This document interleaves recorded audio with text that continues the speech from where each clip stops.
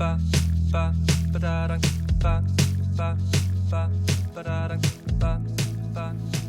everybody, welcome to day 2 of your daily devotionals. Today I'm talking from Matthew 2 and just focusing on Matthew 2 verses 1 through 12. As always, just read the whole chapter for yourselves and follow along with us, and always ask the Lord for revelation into the passages here. So I'm focusing just mainly on the first 12 verses and really just on the 3 distinct parties that we find and their reactions to Jesus. So the first one I want to talk about is the King Herod. King Herod is the Jewish king installed by the Roman government at the time. We know that he was responsible for a lot of political reform, but he was very tyrannical and paranoid in his life. So he finds out about the birth of Jesus, and he asks in verse 2, "Where is the one who is born King of the Jews?" And he hears about this birth of Jesus, and he reacts immediately with paranoia, thinking that Jesus is going to be this one who overthrows him. So essentially he dispatches the wise men to find out where he is and report back so he can have him assassinated.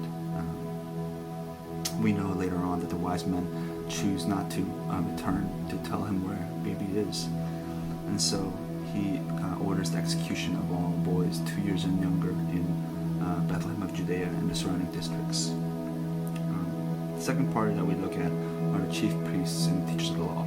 These are the Pharisees and Sadducees, and these are the most educated Bible teachers, scholars, professors, seminarians, kind of, if you like, into present day. These guys are the ones that report to King Herod where he might find baby Jesus. So these guys knew the Old Testament, they knew the prophecies. These are the ones that should have been most excited, right? But we see very little reaction other than just saying, hey, this is where you can find him. And ultimately they just kind of shrug their shoulders, just really indifferent and really apathetic about this Messiah that's been born unto them. Finally, we see the group of wise men. The wise men probably were like astronomers, astrologers, philosophers, educated people, and there's probably more than 3. It's probably actually a large company that went on this travel. We see that they come bearing gifts, gifts of gold, incense, and myrrh. And we'll talk about it another time, but those gifts are very important as well because they actually signify, so gold signifies royalty, incense signifies divinity, and myrrh signifies death. And so there's actually a lot of prophetic importance behind those gifts. But these wise men travel a long distance, following a star or a great light that leads them during the day and the night. And finally it rests physically over the head of Jesus. Jesus at the time is probably about 6 months to 18 months of age. And it says in verse 11, their reaction immediately upon seeing the child with his mother, they bow down and they worship him. And then they open their treasures and present him with those gifts. Their job was to go and find Jesus and then come back and report to King Herod. But they realized what King Herod's intentions were, and instead of reporting back to him, they went and they hid from him, risking their own lives. 3 very different reactions to the birth and early life of Jesus. King Herod, he reacts with so much anger and so much paranoia about this baby, who's no threat. It's a baby, and he tries to assassinate him.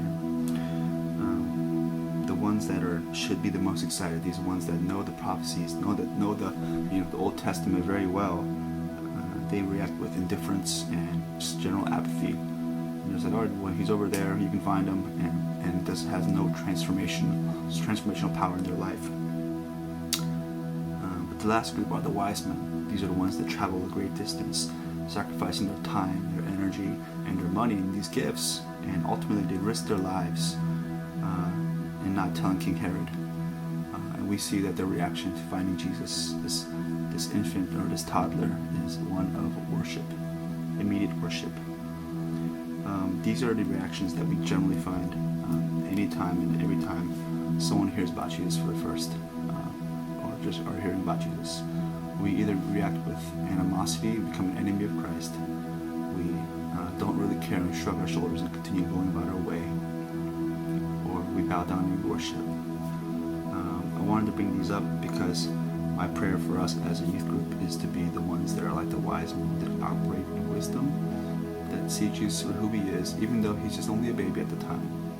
But we recognize that he is the Messiah, he is the Christ, and our lives are marked by transformation, by worship, by sacrifice, and by just utter devotion. So again, read the chapter for yourselves. Ask the Lord for greater revelation than I'm able to teach you guys. But this is really where we want to go as a youth group. So hope you guys learned something today. Thanks for tuning in, and keep on tuning in, and we'll see you guys soon. See ya.